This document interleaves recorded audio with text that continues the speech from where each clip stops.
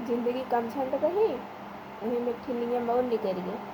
हल्दी और मेहंदी मैंने पहले एक साड़ी से काम चल जाता रहा। अब हल्दी के लिए हल्दी वाली साड़ी लिया, मेहंदी लिए है खातिर हरियर साड़ी लेके आवा। और घर वाले से मांगा ना तो छाती फाट गया। सब सल्फाट से खाए सोए गया। 3 का ही अब तो 4 साड़ी चाहल। कल जब बरतिया आए तो दुल्हनिया बीता कर के एक साड़ी ना और चाहिए। तो घर वाले से कहा 4 साड़ी चाहिए। तब तो मोर दखनाई से पड़ गई है। इसे लगी सल्फाट से खाए खाए घरों पर छोड़ा है। खाली कहिए घर के बहू जौन रहा मुँह ढाके रहे, एड़ी तुपा रहा, शरीर कहीं न दिखाए है।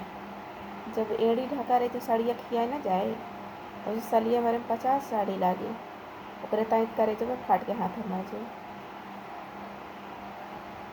अगर सही लगत हो दोस्तों आप लोग को तो कमेंट करके ज़रूर बताइए।